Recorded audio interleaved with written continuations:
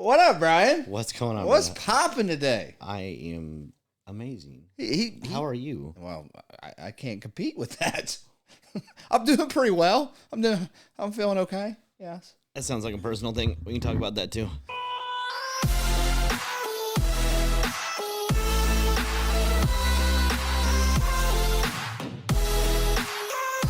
There he goes, attacking me. Yep. Guys, he attacks me this whole show. I know. I'm the bully.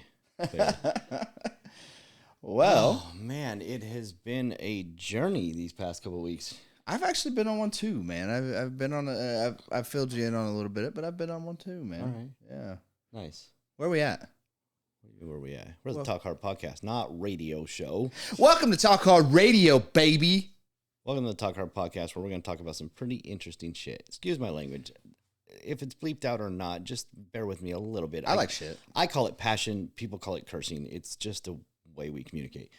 So I want to start this off by clarifying that what I'm about to say from the jump, the first words out of my mouth are probably going to offend a lot of people. Oh, boy.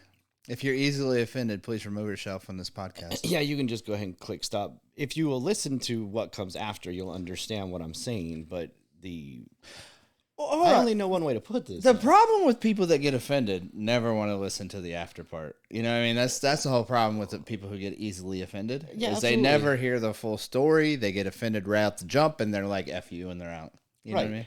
Anyway, go ahead. No, you're absolutely right. Let's offend some people. So here we go, okay? And we may want to bleep out the first word, but I'm going to say it anyways. F your feelings, okay? Ooh. That's where we're starting today. And what I mean by that is your feelings are what get you into trouble. So let's put this in like a like you always tell me I psychoanalyze you. So we're going to go down the psychoanalytical road or the psychocybernetics of it. So I want to do something, right? Okay. But I don't feel like it. Oh, God. That's the problem. I don't feel like doing shit any day. Right. Just like, so you know. I want to do it, but I don't feel like doing it. So there's a pattern here. Pattern is feelings. Feelings are valid. I'm not excusing anybody's feelings. I think, I don't know the terminology for it, but I think that's a different feeling. Like, I have a feeling, like, I'm not feeling good. Somebody, when I'm around them, makes me feel like dog shit every day. And the feeling of, I don't feel like doing what I know I need to do. I think it's a different thing. So F your feelings. Okay. I'm gonna disagree. Okay. Okay. But I think when you say, though, I want to clarify this. I think when you say F your feelings, yeah, and I could be wrong, maybe because you're just throwing this on me, yeah, like you always do. Yep. But if you're like me, it's not like F your feelings. You shouldn't feel that way. It's, for me, when I say F your feelings, is like I don't feel like doing the things that I know that I need to do. Like, because I talk about this all the time, how my mind is the enemy. Mm-hmm. It's the absolute, it's what I'm at battle with every single day is this up here. Okay. Right? So, and this tells me not to do anything really that I know that I should do or that I want to do or that will get me to that next level or that would put me in a situation to get, to meet that person, to do this, to do that. Because I feel like that's uncomfortable. Right. And I don't want to do it. Well, it's because they're connected, right? So now you're allowing your body to become the mind versus the way we're supposed to be, where your mind should control your body. I like that. So this is why I talk about us being wired backwards, right? We're habitual by nature, and so we create these patterns inside of ourselves. And so what we do is we allow our feelings to get in the way. And there's a lot of feelings that are involved in this. Love can get in the way. Fear can get in the way. Stress can get in the way. Excitement can get in the way. Like some people will get excited and then allow that to become fear because now they're going to take that excitement and now they're going to wait for the other shoe to drop. Like life is going good, so I'm just going to mess it up. That's that feeling. Look what I just did. That's that feeling of impending doom that us addicts and alcoholics tend to have in common. Is like things are going good in our life. We're getting clean, we're getting sober, we're doing this, and we're getting a new job, we're getting our kids in our life, we're maybe getting in a relationship, whatever it may be, and then we always have this underlining fear of impending doom. This is all going to end. Something's going to happen, which negates a lot of our what we should be doing, and it stops us from living the life and enjoying the moment because we're living in fear. Like, okay, I can be all excited and happy about this, but why? Because it's all going to end. Here's where the problem with that is. The other shoe only drops when you allow it to. There is no good or bad. There are just the feelings that we attach to them, and this is where feelings get in the way.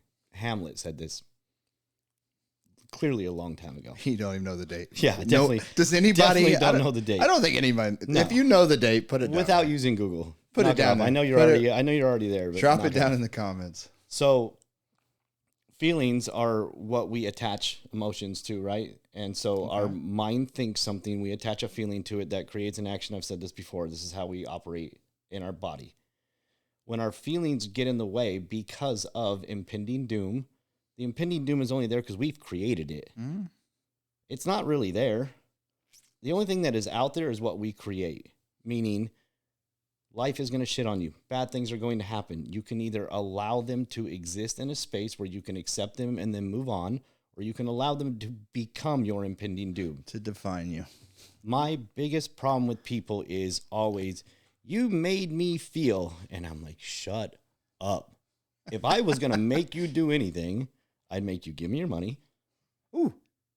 I'd make you rub my back. I'd make you mow my lawn. I'd make you wash my car. Like, if I could actually make anybody do anything, I would be probably fat, chilling on my couch. Didn't you just ask me to mow your yard the other day? I'm like, I think you did. You manipulated me. So what I'm saying is, like, no one can make you do or feel anything in reality. That is our typical response in a defense mechanism, but it's not true. And the longer we allow this to exist in our minds, the harder life is going to be. The only thing that happens is what you allow to happen. And I know this is so much easier said than done, but what I have been doing lately is diving real deep into understanding how all this operates. And in that, I believe the energy that I have been creating in myself is causing such an energy out in the world, like we're watching happen right now for me. So you're talking about manifesting. Absolutely. Yeah. This manifestation, and sometimes it's not even intentional. Mm-hmm. I am making a career change right now. Yeah, big one. That was not something that I intentionally manifested. However, my divine manifestation for my life and the reason for this podcast and the reason for all the things that I'm doing right now, I hate reading books, but I'm reading books. I'm listening to audiobooks. I haven't listened to the radio in months. So you don't feel like reading books. Right. I don't feel like it, so I make myself do it because I know that it's just like I go into the excuse pattern of my subconscious. It's difficult, and I've got dyslexia, and I've got to read things 3 times. So I could let that be my excuse, or I could retrain my brain to do what I want it to do because it's my brain, it's my body, and I control them. And so in that process, I'm creating this outside world where people are just coming to me with things they want to talk about, things they're dealing with in career moves. Like, I got other friends that are making big career moves that are coming to me and being like, what do you think? Just because I'm in a position where myself that I want to make big moves, whatever that looks like. And it's inspiring people with, and I don't mean like, again, I'm not making them do it. They're feeling the energy of it. All right. I feel like that's the key to coaching. Yeah. Is not standing over top of somebody and pointing your finger and telling them to do this. It's hide and watch. So that's the difference between coaching from compliance and coaching with compassion. There's 2 different things. Right. So you can coach someone with you need to or ought to do this. Which comes in effect a lot, I'm sure. Yeah. Yes. Then there's coaching with compassion, which is what do you want to do and how can we get you there? Meaning me just providing tools, you actually doing it. Mm-hmm. And then I was talking to one of my coworkers because he knows that I'm leaving the current situation. And he was like, you really did so much for me. And I said, no, hold on, back up. You did all this to yourself. Mm-hmm. I was just somebody that provided information. You could have done absolutely nothing with it, gone on with your life knowing less or whatever. That was your choice. Well, I think we all need something. Like, I don't learn very well when somebody's telling me stuff. I don't. I have to. I'm a quick learner. It just takes me forever. Yep. And the way I learn a lot, unfortunately, is through mistakes and through making those mistakes and failing. And I have to learn it the hard way a lot, which is not a great asset of mine. And then again, if you look at it from another point of view, it is a great asset of mine. Right. So, but when I see somebody who's telling me, offering me suggestions, showing me, giving me tools, like you just said, I'm okay with that. But when I see them actually apply it in their life, that's inspiring. Yeah. And we need people, humans. I don't know. Maybe it's just me. I need to see that work for somebody else. I don't like. I don't like. Talk is cheap. Talk is so cheap, and here we are talking. But talk is so cheap, but actions mean everything to me. Like, and I need to see that you're willing to do the same thing that you're telling me to do. You know, and that's inspiring when I see it work in other people, because it's that relatable aspect. Like, he knows, and he, you know, or whatever it may be. He's been where I've been. He's seen what I've done. He's done. You know, he's got context of what I'm going through. And he's telling me to do these things as he's doing them. That's I don't like the word motivation, because motivation it doesn't last, right? Motivation is, I see something, I want to do it, and I'll do it for 5 minutes and I'll quit. Right, 100%. But when I'm inspired and I have inspiration, like I'll keep trudging forward. Oh yeah, you know what I mean. Inspiration is a deeper desire for something. Agreed. It's again, now we're using our feelings the right way. All right. Now we're actually taking control of feelings that we want, because they're all feelings. Like, True.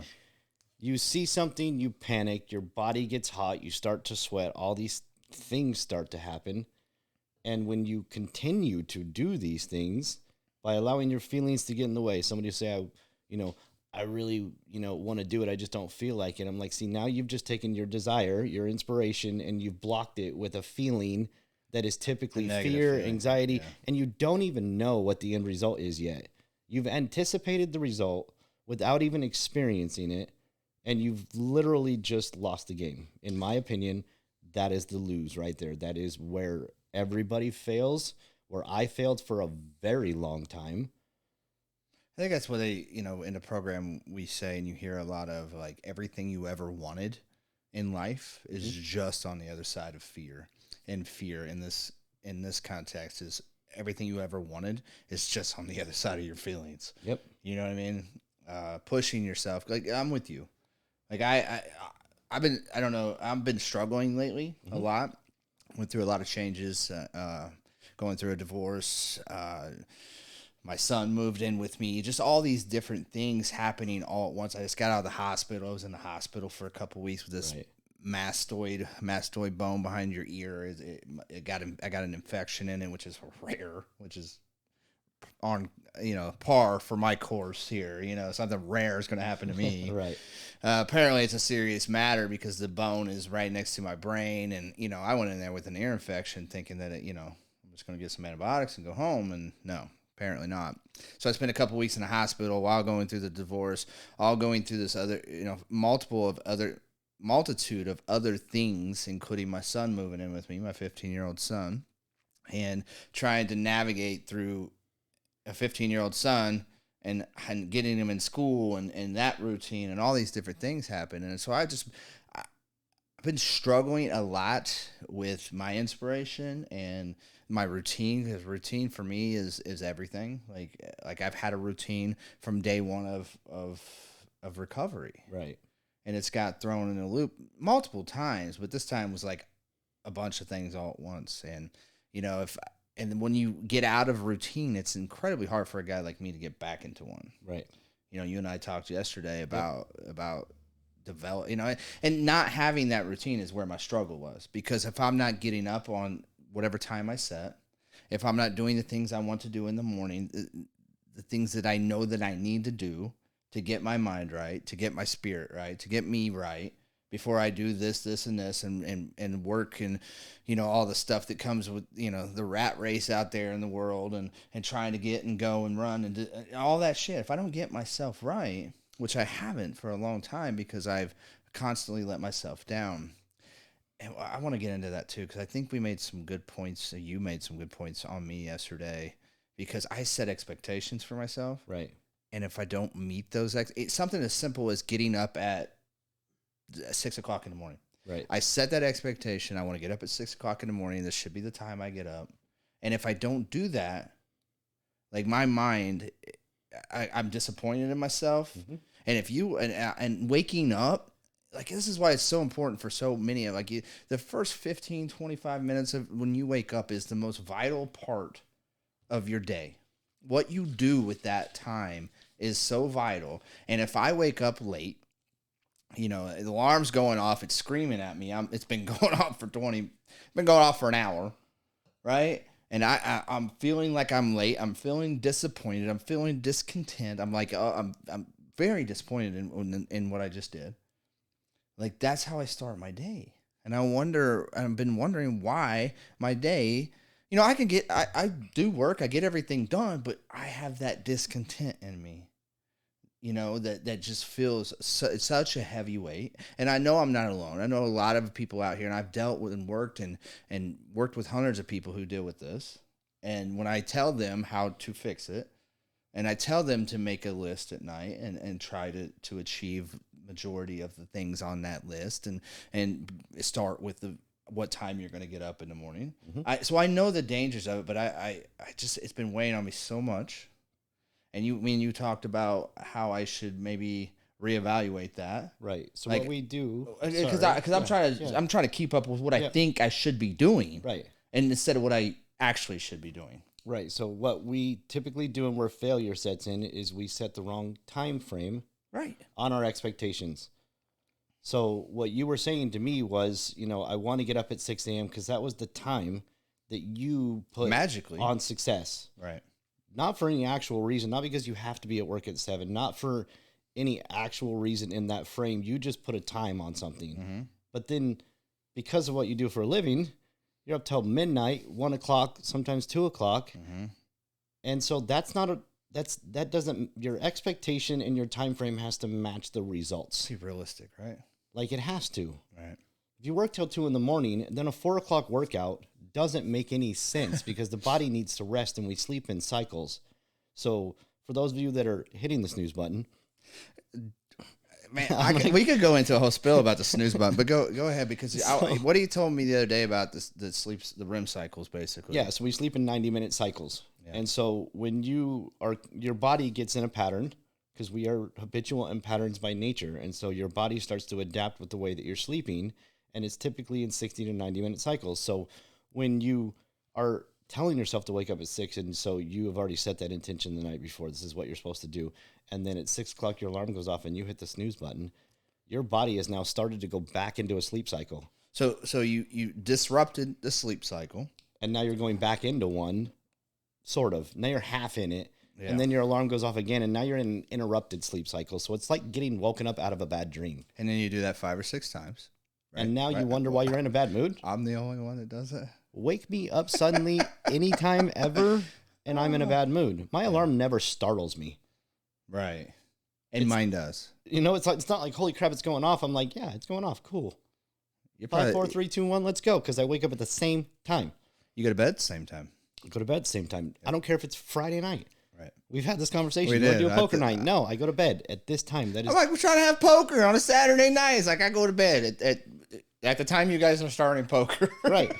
Like I go to bed at 9 o'clock. What are you, crazy? It doesn't matter if we're camping. My wife just bought this thing the other day. It says, come in, stay as long as you want, as long as it's not past 9.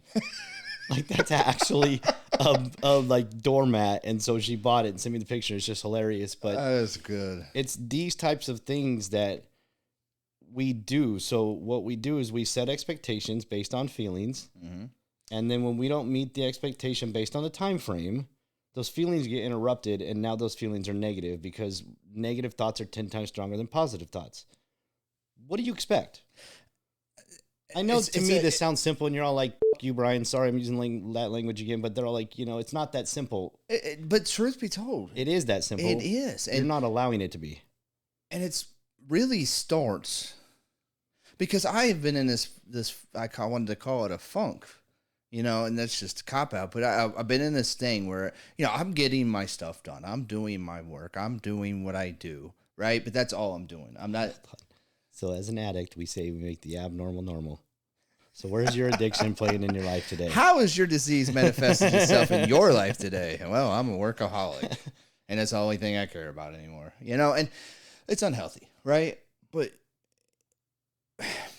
when I wake up so discontent because I disappointed myself, because I didn't do what I set out to do, because it wasn't realistic, because I went to bed at 1:30 the night before and I tried to get up at 6. It wasn't realistic. And then I'm rushing, and then I'm stubbing my toe on the counter because I'm rushing, and I'm trying to get this done, and I'm not enjoying my cats in the morning because that brings me so much, that's my moment. I got you. Yours is in the shower. Yep. Right? You do your meditation. I have cats on my feet. Yep. As soon as my feet hit the floor. Yep. I'm like, hey, feed me. Yep. But the rubbing on me, it sets me right. But I don't get to enjoy any of that, and then I'm rushing to do this, and then I'm missing that, and then I'm not doing this. And then this is the most, and guys, I know, ladies and gentlemen, I know you can relate to this, because I guarantee you 98% of you do the same damn thing that I have been doing, that I am right now, and as of the last 2 days, swearing off of. The first thing I do when I wake up late, because I disappointed myself, was grab this. Your cell phone. I grabbed this damn cell phone. Yep. And I immediately, there's 30 notifications, of course. And here's the biggest problem with this. And this is our alarm. Your cell phone is your alarm. So right, it's like, that is a problem. So what I do is my alarm is nowhere near my bed. Right. My cell phone we have like a master bedroom with like a vanity style like sink area, and then it goes into like the toilet shower. And so I set it in the vanity area. How many feet? How many feet away? It's 15 feet. Okay. So it's away from me. And because I don't want to startle my wife, I have programmed my mind to wake up before the alarm. I figured. And that How many of you all in the comments right now figured that was the case? This son of a... Now, mind you, I want to give everybody a little bit of context. When I moved to Indiana, my biggest fear was being able to wake up on time for work, because I could not do it in my mind. You struggled. Beyond struggled. Right. Late for work all the time. Like, it was like, I just could not wake up. It was, since I was a child, waking up has been my biggest issue, because I used to sleep so deep that they had to like retrain my brain when I was young to not wet the bed until I was like 8 years old. I was the same. I'm not going to tell people that, though. I had to sleep on one of those. You just did, by the way. I had to sleep on this like net that used to slide a pillowcase over. I couldn't stay at my friend's house. Yeah. Because of it. I slept on this net that you slid a pillowcase over, and when it would get wet, it would connect the metal together, and the alarm would go off, and it would make me wake up. So I'd realize, and it was training. I swear to God. I wore diapers until like 7 or 8 years old, and it was the most embarrassing thing on the planet. I would sleep that, like an earthquake, and I've slept through multiple earthquakes in California. I would have no clue they happened. In such a deep sleep, you'd be questioning if I was alive. So my biggest fear coming here was being able to do that. And once you set your mind in a place where you are not in control anymore, you belong to me. People are like, I just can't control my brain. And I'm like, do you hear yourself? You can't control your own thoughts. Makes zero sense to me, because they're your thoughts. That's like saying I can't control, unless you have an actual, and I'm not saying this isn't possible. If you really can't, go get a SPECT scan. Go let someone look at your brain to see if you need medical attention. Well, or if you just need a little bit of therapy and to talk some stuff out. Oh, because that's what it is, right? The subconscious and the conscious mind are constantly a battle. Mm-hmm. And most of the time we don't even know it. Like, we're not aware. And that's the whole point of becoming constantly consciously aware of your thoughts. I'll give somebody a way to figure that out in a minute that I've learned recently. You know what I mean? Because that's it. Like, everything, those feelings that you talk about are not coming from your conscious mind. Those are from your subconscious telling you it's what it was in survival mode. Right. Our brain does not want to do the things that are uncomfortable. Our brain does not want to travel the path of least resistance. No. But we know in our conscious mind that that's what's going to get us to where we want to be. right? But we operate from the subconscious mind, 60 to 70, 80. I don't even know 70 to 90,000 thoughts on average. And how can you operate those without a subconscious doing some sort of autonomous, doing like its automatic work? Like right? if you had to think about tying your shoe every day, like what else would you be doing? Right. You know, if you had to think, like I pick up this drink right here and I take a drink, I don't think about that. Right. Right. But if you go through a TBI, you then now have to you lose motor function, and now there's parts of the brain that get damaged through that, and you now have to learn, like there's a perception model, there's a depth perception, you have this visual cortex, there's a lot of fun parts of the brain that start to make a lot of sense when you dive into them on how they operate, the way that, your audio cortex takes sound and helps you also create distance based on judging this volume of the sound. Like a bat. Right. Like a bat. Like I could hit something and tell you about how far it's going to go because I've heard the sound hit so many times. But I've been always fascinated with that. Like I always knew when something was wrong with my car because I'm like, something doesn't sound right. You're that guy. I'm used to hearing it all the time, and then something starts clicking, and I'm like, something is wrong. Oh, Chris over here, the motor will fall out the bottom, drive over top of it, be like, I think something's wrong. Right, so something in me has always been fascinated with this kind of stuff, but what I'm learning, and what I've learned even recently, the reason most people don't realize the way that their subconscious and their conscious battles is because they'll listen to just music. If you want to basically shut it off. Keep it on.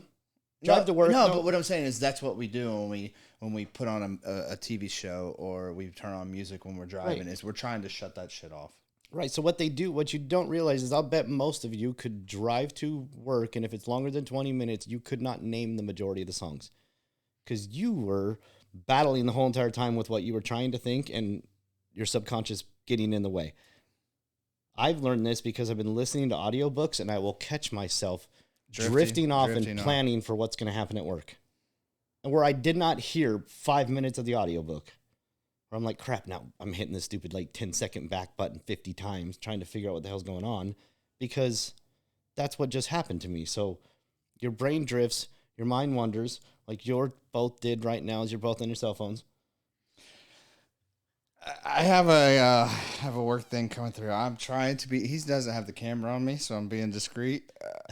I'm being funny right now.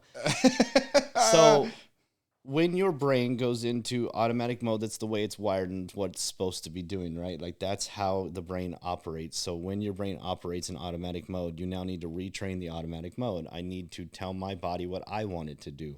And this is what they call emotional intelligence. Oh, yeah. I know that term. That's where that comes from. It's not about I'm going to control my emotions. You don't want to control your emotions on a level where you don't feel anything. You want to understand your emotions, because people will say, yeah, I know that.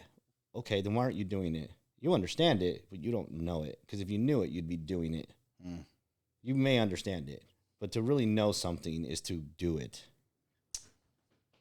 You understand the benefits, right? So when you were speaking, we were talking a lot about you keep saying, I let myself down. That is the subconscious thought that comes with what I do. It's not, it's not a thought. It's a subconscious feeling. Okay. And my question is, why? Well, which is why we got into the conversation yesterday. Right. It's you really put some stuff into perspective for me on why am I doing that? Mm-hmm. If you have been trying and quote unquote what I considered failing at it, right? Why are you doing that? Right. That's obviously not your pattern. So you basically propose, let's get a new pattern. Let's develop a pattern that works for you. And I'm gonna tell you right now. So we talked about this too. So the last 2 days, I have got up on a time that I had set. Okay. Which is 7:30. Okay. Wait. Got up earlier on Monday. But anyway, I've got up on a time that I proposed that I wanted to get up on. Right. And I did my morning meditation. Yep. I did my morning reading. I didn't touch my phone, and I put in a new routine. Okay. That I was talking to you about. Yep. Yeah, I put in a new routine. So I'm scrolling TikTok, I'm scrolling Facebook, Instagram, all these things, right? And this keeps popping up, and this is a funny thing about higher power, God, or just the Facebook algorithms knowing my thoughts and knowing what needs to It's called the energy you're putting out in the world. When you Let's just call it that. Change comes to you, but you desired change, and then you started to see it. It's not because it was never there. It was always there. It's just now you want it. Now it's just like the red car syndrome, right? You write down. Okay, so I think we all know that one. But yeah, so I desired change, and I didn't know how to do it, and I couldn't quite place what was wrong, because I had set these expectations for myself that weren't realistic, and I wasn't meeting them. But so I scrolling the stuff, I start seeing all these ice baths, and then getting into that and looking at that, I started seeing people taking cold showers. And then I'm like, that sounds horrible. Why would you want to take an ice cold shower? Yep. But then I started reading, and then I started doing a little bit of research on it, on the benefits of taking a cold shower. And I was intrigued enough that I guess I might have had to do something with the timing of it and the way that it kept being thrown in my face, that I was intrigued enough to say, you know what, I'm going to give this a try. Because what I read from ice showers is it works on your mental health a lot. It works. I think it eradicates depression. It increases the red blood cells in your body, which helps with immunity. And when you have better immunity, the circulatory lack of depression is almost an automatic source of that, in my opinion. Now, I'm not a doctor, but when your red blood cells and your immune is high and you're already fighting things, now you just feel better. And when you feel better, how do you physiologically be impressed? Right. When you feel better. Because when you feel good, right, which is the and that's what it does. It improves blood flow, the circulatory system, which improving blood flow to all the organs is highly beneficial.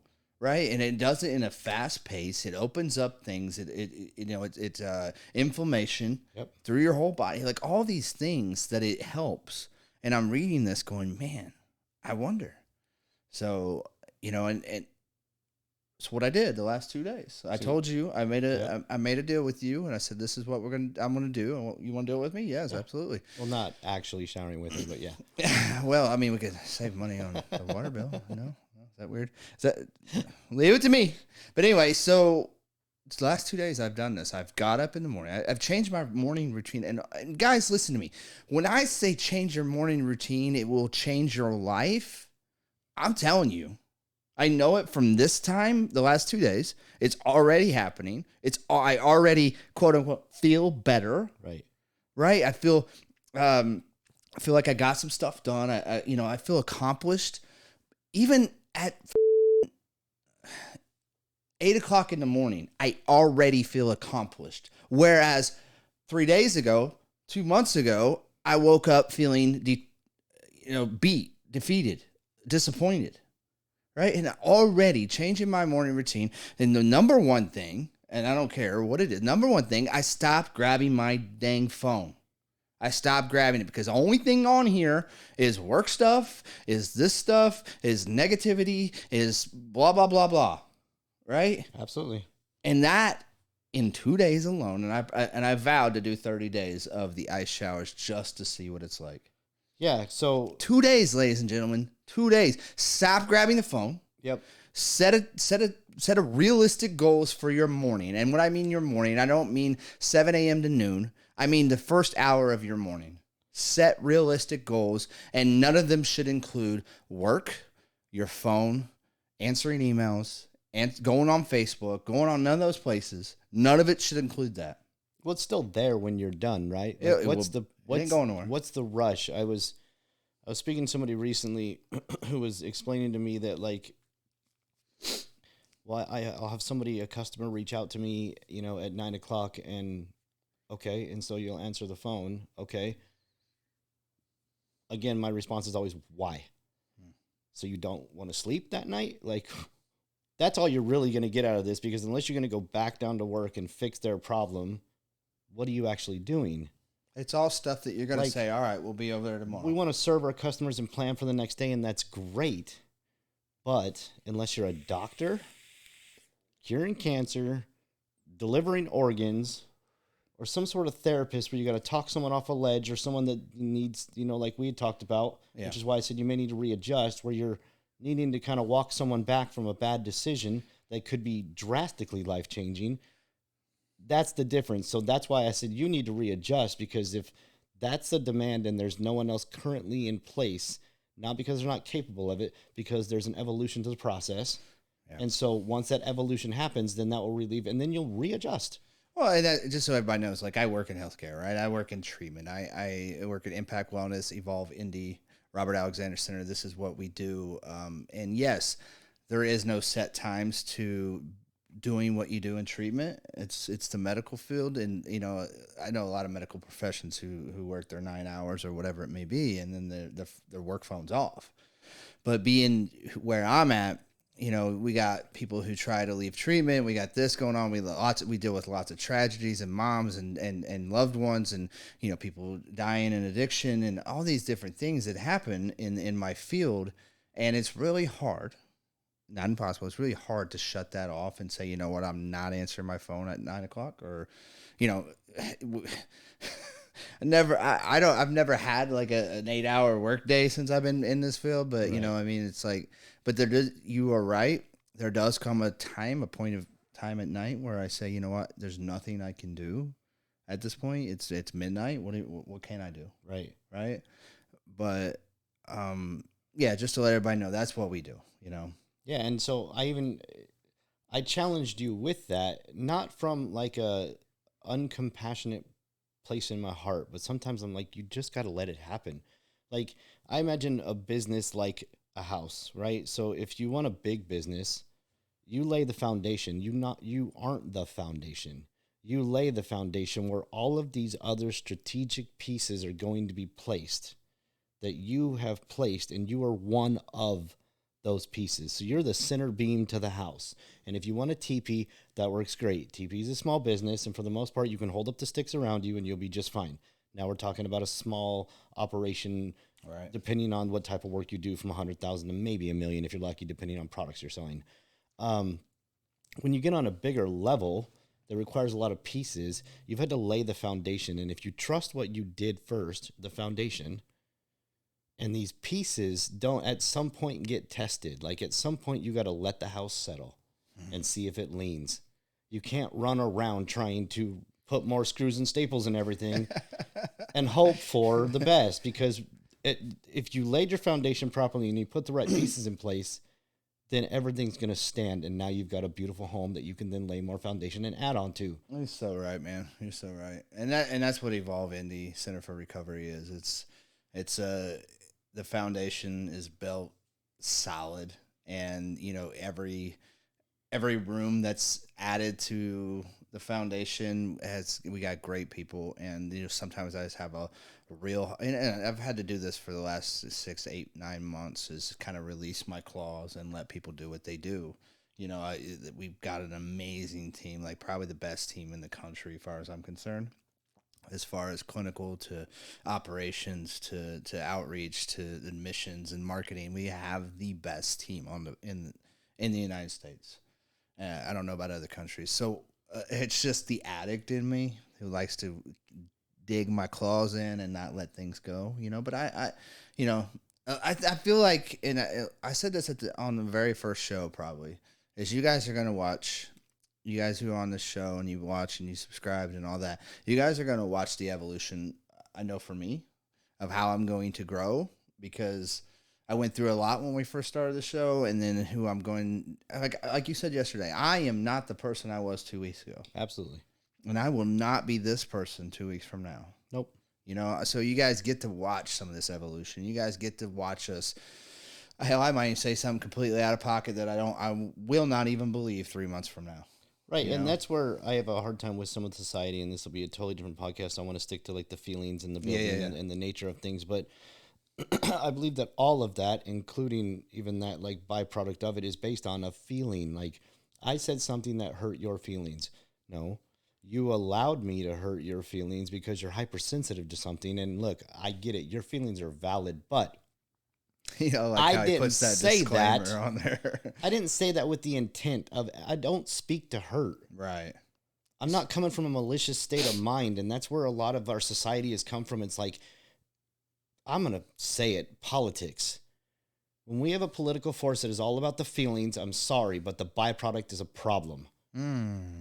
because none of our feelings are ever going to align, and I can't make everybody happy. And when we get into this whole hypersensitive where I'm going to readjust what's on a TV show, and I'm going to readjust the way you have to speak to people based on a bunch of other people's feelings, you've now invalidated mine.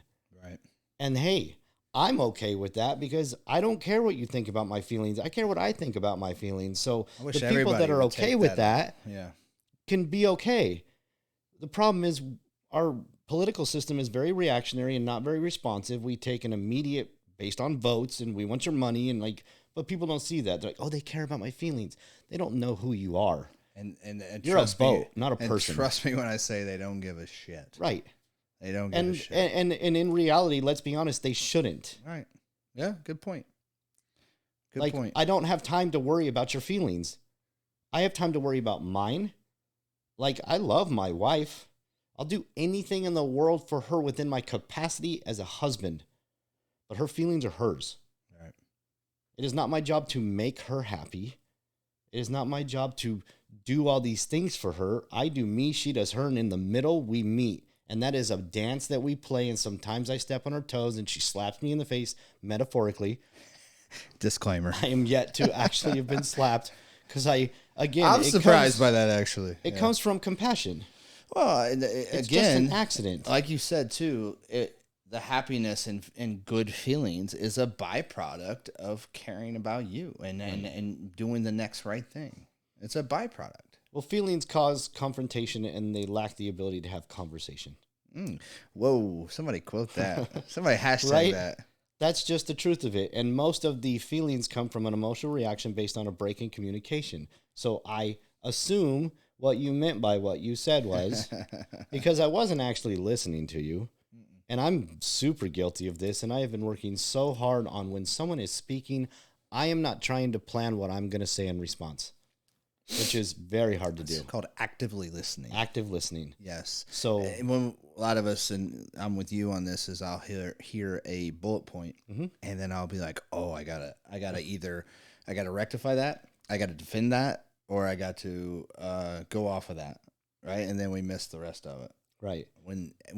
It's something I learned in recovery is active listening.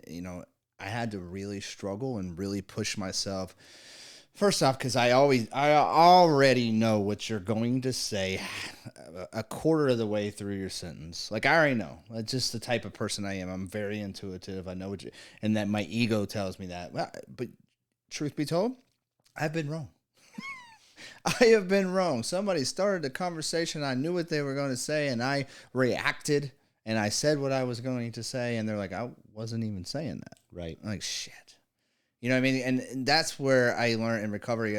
So when I first got into recovery, I was like my second year in recovery, not first. A second year in recovery, I haven't, still inflated ego. I have to battle ego. And I go to meetings and I want to sound profound, and I want to quote out of the book, and I want everybody to listen to me. And I want that cute girl over there to look me in the eyes, and I can see it. And there's that icon. I need all that, right? And I need to sound good, and it doesn't matter. I just got to sound good, right? And that's that ego talking. And my sponsor at the time told me that, he heard me talking several times. He came up to me after me. He said, for the next 30 days, you will not say a word in a meeting.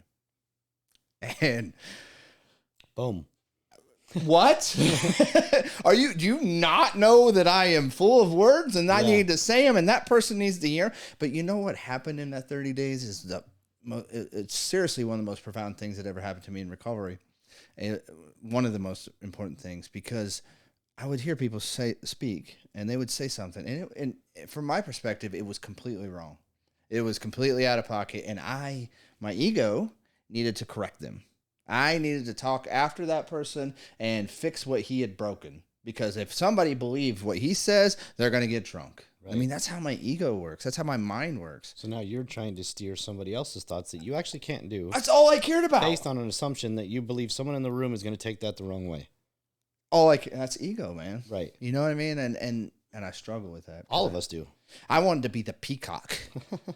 I gotta be a peacock. I gotta show everybody my beautiful feathers, and man, what I did in that 30 days was act. And he told me, I cannot, when anybody is speaking, because he went further with it. He's like, you're not speaking, but also when somebody is speaking, you're looking at them. You're looking them in the eyes or at them. If they're behind you, you're going to turn around and look at them while they're speaking. Right. And that conditioned me to actually hear what they were saying, because what it did is stop me, because I would hear that guy talk, and now I got something to talk about, right? Now I got something to elaborate off of, to fix, to show him that he's wrong or whatever, right? And I'm the only thing I can think about is what I'm getting ready to say next when he's done talking. I can't wait for him to be done talking, because I got to talk. I got something to say. I'm going to peacock feathers everywhere. Yep. Here we go. So what it did is stop all of that chatter in my head, and I was able to actually hear people. Yep. You know? Some of the hardest things for me to do when someone's talking and I catch myself. Right. Planning is I force myself to say, I'm sorry, I didn't hear anything you just said. Will you repeat yourself? So you're correcting it. I don't have a choice. I didn't hear half of what they just said. I assume what the rest of what they said while I was playing this game in my head. Right. And that's where the communication breaks, is I think I know what you're going to say. So while you're finishing that sentence, I've already finished it for you, and I'm planning my response. And in reality, that can go a million different directions. A million different directions. And that's, again, that's not actively listening. And it's based off of feelings. And yeah. I feel like I know more than you. I feel like you're not going to get anything out of it. I feel like I have the right to assume what you're doing, and I'm going to correct you because I have a fear inside of me that in that moment, possibly, someone else is going to take that the wrong way. And if I don't correct it, now we don't know how people are taking it. Which is why text messaging is dangerous, because you can read something and read it way wrong. Oh, God, so many times have I done that. Therapist has told me, do not read something through a text. And somebody brought one to me yesterday and was like, what do you think about this? And I was like, I don't think anything of it, because it sounds perfect to me. And their response were the feelings involved in it. And I was like, if that's the feeling involved, then whoever's got a problem with that is doing something wrong. You make a phone call at that point. Like, it is what it is. It was just a work thing. It was very blatant, but it was a text about something. And I was like, if somebody gets their feelings involved in this, it's because they're guilty. That's my opinion, because it was straight to the point. This is the process. There's no emotions in business in reality. Shouldn't be, right? When it comes to, like, the money doesn't care if it's in your bank or mine. So you can attach all the emotion you want to your finances. It's not going to change where the money goes. Right. That's not what makes you money. Now, being empathetic and building a culture for your team, and these are totally different directions. But this is where emotional intelligence comes into play. Your feelings are valid. You need to learn to control them. And the way you learn to control them is you have to understand them. And the way you understand them is to stop letting so many of them get in your way. Like, which is what happens. Jake, I love you to death, but I'm going to use you as an example. Uh-oh, Jake. So I posted about the shower. Okay. And did you see Jake's response? I want to commit so bad. Oh, yes, I did see that. So when Jake said, I want to commit so bad, give me 2 seconds and I'm going to pull it up, because it cracked me up so much. I was like, well, okay, now you're going to get, non-licensed psychologist Brian's version of this response. And just to go into it further, I saw him the next day at the gym, and he asked me about the shower, and then I asked him about him, and he said he didn't do it. He did not do it. He texted me today because he wanted my wife's number for his wife, and I was like, take a cold shower and I'll give it to you. So he said, I want to commit so bad. And I said, Jake, what I hear you saying is I want to do it, but I don't feel like doing it. This is where feelings get in the way of our growth. We predict about a bad outcome based on feelings before ever giving a chance to experience the results. Newly experienced results oftentimes create better and new feelings, which promote growth in a limitless possibility and retraining our brain to stop predicting the bad.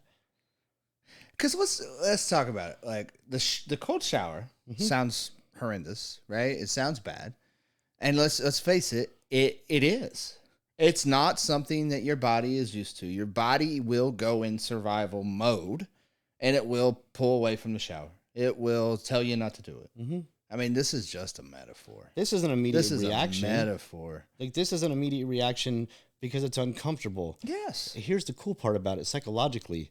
Once you have gotten excited about what's going to happen in your body, you will realize you'll stand in that cold shower longer. I am up. Like, don't get me wrong, guys. I'm trying to do it, and I know that I'll get better at it. I'm going to do it every day for the next 30 days. That was what I committed to, and commitment is everything. So that's what I committed to. But I'm only pulling off about a minute right now, at best. If that.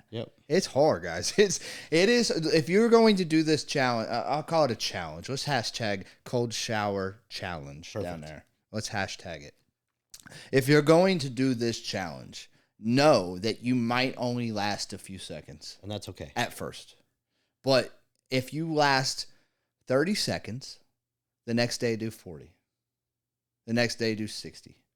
You know what I mean? That's kind of where I'm at with it. I feel like I got to kind of warm into it. And that might be, my mind telling me that I need to do it that way or not. I don't know. But I tell you, it's hard. You can't, it's taking your breath away. It's, your body is telling you to get out of it. You know what I mean? It is hard. It is hard. Fight or flight. Like, that's what we do. That's what our brain is trained to do. It says, get the hell out of this. Here's the reality. This hurts. You're not going to die. You're not going to die. Like the Hangover movie, but did you die? Like, you're not going to die. That's it. When you become addicted to, and I'm like not a masochist, but I was addicted to pain on some level because I learned to laugh at a lot of things because I've been through a lot of very extreme accidents. And when that happens, you have no other option but to laugh or cry. And so I got into the thing of like laughing because part of it was from embarrassment at first, but then it was like, I don't want my reaction to the reality of the pain I'm feeling to scare someone else. Now I'm trying to give back. Like, yeah, this hurts, but I'm just going to laugh a little bit. And people are like, you're a psycho. And I'm like, no, it's not about that. It's not as bad as you think it is. It's as bad as you're imagining it is, and I'm trying to give you something else to imagine because it's not as bad as you were imagining it because I'm really not in that much pain. And I mean, I've snapped my arm in half, and I started laughing because it was just a reaction at that point. Don't get me wrong, it hurt. Shock. I was definitely in shock, and I screamed later, and I cried many other times in the dark. Nobody could see me. The way that I cry alone, Chris. I cry alone. The way that we react when we understand. Like, if you really want to make change in your life, understand it. And the way that I believe that happiness comes, and I posted this today, is just progress, right? Don't time yourself. I don't care if it's 30 seconds or 30 minutes. Be addicted to the progress. And before you know it, you'll be taking nothing but a cold shower. Right. Because you've now become so addicted to the progress that you're now excited about it. Now we've reframed it, and it takes on average, some studies are saying 21 days. Which is why a lot of these challenges are 30 days. To develop a new habit. 21 days to develop a new habit. And that is the way to retrain your brain. And when you are consistently in progress mode, now that is your new habit. Mm-hmm. And when progress is your habit, look out. Well, and again, the mind is my enemy. Like hashtag progress is my habit. Hashtag it. Because progress has become my new habit. I see that. I really do. I see it in everything you do. And it's crazy because, like, I wasn't in this space. I had grown quite a bit. I was doing well. I had advanced in my career. I was doing good. Don't get me wrong. I wasn't starving by any stretch of the imagination. But a family member reached out to me and was struggling with something pretty severe that really struck my heart. And the ability in that moment to give back to this individual just a little bit of knowledge and comfort. And hope. Like, right. If you want to know what, so there's success and successful. Success is experiencing a level of your desire. And then there's successful, which is attached to fulfillment. Fulfillment is the desire to give back, which is what we're trying to do here. So I have dedicated wherever this podcast goes financially. It is not about me buying a Lambo. I've already had one. They're not that much fun. It is about giving back. I'm going to have. Don't get me wrong. We'll have fun, but there's a limit. For me, like I'm not like just going to take all this finances and give it away, but we're going to create, right? Because that is part of the giveaway. We're going to create careers. We're going to create opportunities. We're going to create growth. Well, you and I have both. Like we're I'm 42. Mm-hmm. How old are you, Brian? 41. Brian's 21. 41. Oh, I thought you said 21. I was just going to go with it. So we've created a lot in our lives, right? And I've created several businesses, and I've created a world in my recovery, and I've created the people in my life. I've created the relationships. All these things are, a lot of manifestation, mm-hmm. a lot of, surrounding myself with good people who have good intentions and who are striving to become their greatest version. That's the only, like, I believe this wholeheartedly. If you're friends, if you show me your 5 friends and I'll show you your future. Absolutely. Like, that is paramount in everything that I do. Yep. If you want to look around right now if you got to look at your phone and see the last 5 people that you messaged or your messenger and or the people that you hang around, and ask yourself, what are they doing with their lives? Are they creating things? Are they happy? Are they joyful? Do they have good careers? Are they have good relationships? Are they this type of person? Or are they the type of people that's always in drama, always in and out of jail, always losing jobs and it's never their fault? Yep. Always this, always in the negative. And you ask yourself, like, because you are the sum total of your 5 friends. I believe it. Mm-hmm. I have seen it. And lots of people talk about it. So look around, take a look and see who the 5 people that you're hanging out with are. They, and if your people are not, and this is where you get this, if the people in your circle are not inspiring you, pushing you, motivating you, calling you out on your BS, all these different things, if they're not doing that, then you don't have a circle, you have a cage. Okay. It's very simple. Like, because if you're hanging out with negative, pessimistic people, that's exactly what you're going to be. So here's my challenge to them. 2 things. One thing I want to touch on, because I've been staying focused on what you're saying, but I heard you say, 41, 42. What I want people to understand when they hear that number is that I've experienced a lot. Only took me 5 years to create greatness. Oh yeah, well, that's true too. Like, don't let the number fool you. Yeah, if you're 21, nothing. You're like, man, I'm only halfway there. And no, yeah, I agree. There is no age limit on the creation of greatness. There's a mindset that needs to be taking place, and I know that there's a psychological aspect to what you develop up to 25. From 15 to 25, there's a lot that happens, but you can start young if you get hungry enough for it. Not many genomes only load the gun, you pull the trigger. So I don't want to hear like, well, it's bad genes. That's not how it works. There's science behind this. Google it, because I'm not going to get into it. It's there, though. Trust me, because I have done a lot of research on it, because I've played that card where I'm going to play the victim. I'm going to blame it on my bad genes. I'm going to do this. I'm just wired wrong. All these things are just excuses.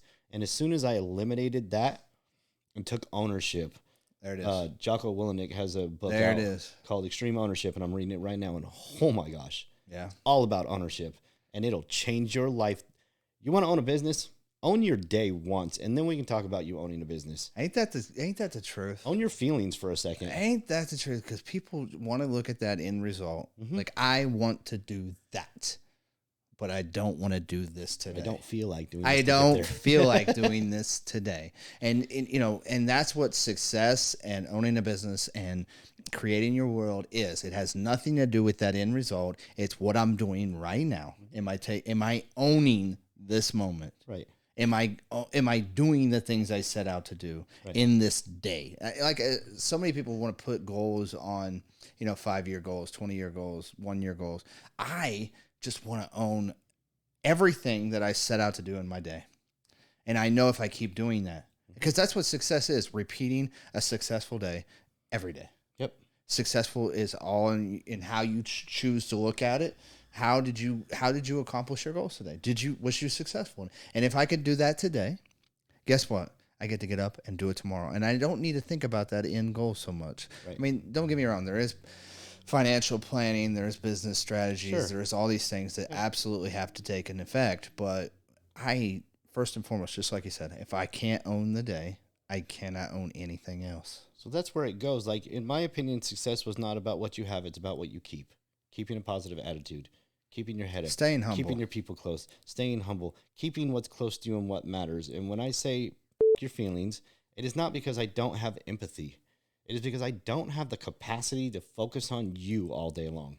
And we had an empathetic conversation yesterday, and in that moment, I was present with you. Yes. And as soon as I left here, I thought about it for about 10 minutes, which was awesome, because I'm like, cool. But then Marty's going to do Marty, and I'm going to go be with my wife. Right. And that doesn't make me a bad person. That means if I can't fix your feelings, I'm going to be present with you in the moment. We're going to talk about things. I'm going to have empathy and compassion, and we're going to openly discuss things, and we can do that because we know it's not from a place of any type of maliciousness, and it's honesty. The intentions are set properly, and we can have those, and some of them were about some of me questioning recovery and other things, and it was like, let's just have a conversation, because I feel a little differently, and we had a fun conversation, and you opened up with me, and I opened up with you, and we shared a lot of fun things, and then something came of it too. Absolutely. Something great came of that honest, open conversation. Yes. Something that in the last 2 days, Brian, I'm going to tell you right now, it may be a placebo effect. It may not. But the next 30 days will tell me that. Well, you're the placebo. I don't know if that's a compliment. It's the truth. It's the truth. All right. But, I kind of want to change. You said F your feelings. Yep. And that seems to me you're saying that to someone else or to everyone, right? Just a shock value, so you'll pay attention to what I'm saying. That's all I'm really doing. And what I would implore people to do, what I implore you to do is say, F my feelings. Yeah. Not necessarily, but I don't give a shit about if I feel like doing this. Right. I don't give a shit if I feel like getting up at 6 o'clock because I'm tired and I'm cold. It's cold out there out from my covers, and I stayed up later, or whatever it is. F my feelings, man. Right. Because my feelings will get me in a bar at 9 a.m. Yep. My feelings will get me homeless real quick. My feelings will destroy every relationship that I have. So F my feelings, man. And I hope that we can all take on that mindset that our feelings are, while they're valid, me trying to pull a disclaimer here, but in this context of this conversation, they don't matter. What I do with those feelings is what matters. Right. Do I push through them regardless if I feel like doing this? I'm sad, I'm depressed, I'm anxious. Okay, that's a valid feeling. I feel it. I understand it about me. I am completely anxious and scared and don't want to do this. But that doesn't matter. What matters is, am I going to do it anyway? Right. And yes, I am.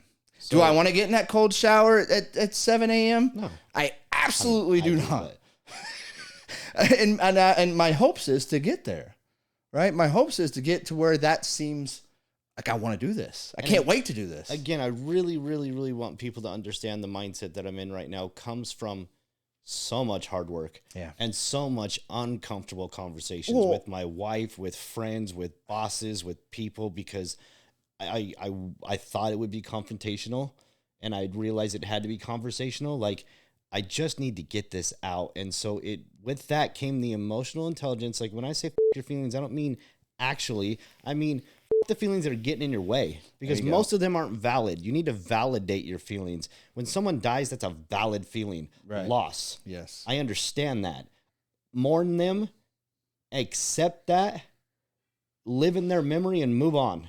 And that is not because, I've lost people that they still live in my heart, but I'm living the way they would want me to live because they understand my passion. And when I started doing that, and I got so addicted to it, that's where I'm like, I want to take a cold shower. You want to know why? Because I know it's going to suck. And I embrace my suck. Right. Because hashtag embrace the suck. Yeah. Because once you realize that it only sucks up here for a moment, and then when you get to the other side of it, you're like, damn, I feel good. That's glorious. I used to have to wake up and down half a pre-workout. Now it's like get in a cold shower, I meditate, I calm my body, I set my intentions for the day, and then I'll get to the day and be like, oh, shoot. Like, all right, I'm feeling a little thirsty. And I'll drink water and then some pre-workout, because the caffeine when you're fasting with no calories makes it a little easier. There's a dietary plan to it, but... the whole point is, like, I'm not saying it because I don't like your feelings. I want you to say. I want to say this too, because myself, we both listen to a lot of these motivational speakers, right?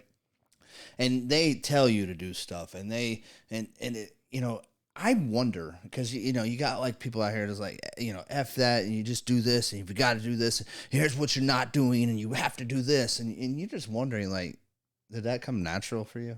Right. And that's not relatable to me. Right. Like, everything I have in my life, everything I have in here, my motivation, my drive, my lack of, all these things are all stuff that I'm working very hard to do. Right. Very hard to keep.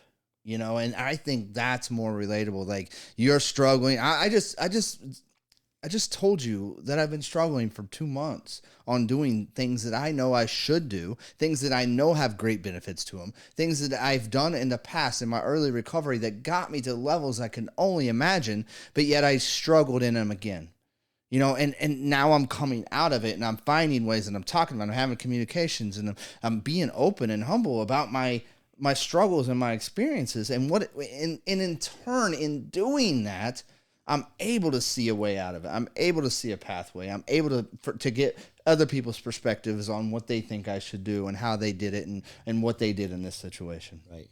You know, so I think that's very important to let people know, like, this shit's hard for me. You know, I'm getting through it. But guess what? I'm going to get through it because I am that determined. So you recognize one of my coin phrases because you're like, I knew you were going to say that. What are you going to say right now? So I'm not saying it to you now. I want people to say this to themselves, and I want them to understand this part of the thought process because I still daily say it to myself. When someone will say something like, maybe I'm just bad at relationships, or maybe I'm just bad at communicating. No, you choose to be. Right. And you choose to be based on your feelings. Mm-hmm. Fear, rejection, resentments. Like your brain is a prediction model, so I understand that, but your predictions 99% of the time are false because you don't actually know what it's going to be like on the other side of whatever you're going to do unless you create that other side. So if you want to know, create it. There you go. Cold showers are amazing if you embrace them and understand the physiological thing that's happening and don't be like, this sucks and I just want to get through it. No, what's happening right now? I feel awake. I feel alive. Woo! Blood is rushing through my body right now. And this is amazing. And when you take that mindset on, now you've accomplished something. I'm going to do that tomorrow. I'm going to have a new mindset. Now, it is crazy, though. Like, I'm going to tell you, like, today is day 2. Mm-hmm. And I woke up and I hear you talking about the mind knows no difference between excitement and anxiety. Mm-hmm. And this morning I said that to myself, and I was actually like, because I was going to like pause, I was going to take a few more minutes to warm my mind up to the fact I'm getting ready to get into an ice shower, right? And instead I didn't. 5, 4, 3, 2, 1. Yep. Right. Mel Robbins. And I jumped in, and it was still equally as hard, but I do, just so you know. It's a frame of mind. And Mel Robbins, in one of her books recently, she tells, I believe it was her, because I'm listening to so many at this point, but she was speaking with her son, and her son was dealing with some struggles with anxiety, and so he was having social anxiety, and so she was encouraging him to go to a friend's house, and as they were going, he would say, I'm nervous, and she would say, I want you to say something different. I'm excited. Because it's so close in the brain that you can reframe it, and so after that started happening, and you started to understand, because it's the same rush of energy. It's a stress hormone on some level, whether it's anxiety or excitement. It's still a stress hormone on a level because you're doing something to your body.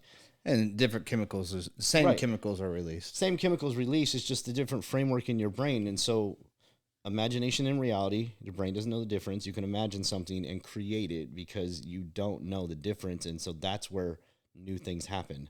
And so the right frame of mind, the right ability to understand your feelings on a deeper level. And if you think your feelings aren't valid because you don't feel like doing something, try it. Push yourself. You're not going to die. Now, I'm not saying go jump off a building because you think flying might be cool. That's just silly. People do that. You know, they have the parachute. Well, for sure. Like if you want to feel a rush, go skydiving. You'll definitely feel something. What I mean is be half intelligent about it. A cold shower is not going to kill you. Somebody breaking up with you is not going to kill you. Heartbroken doesn't mean heart failure.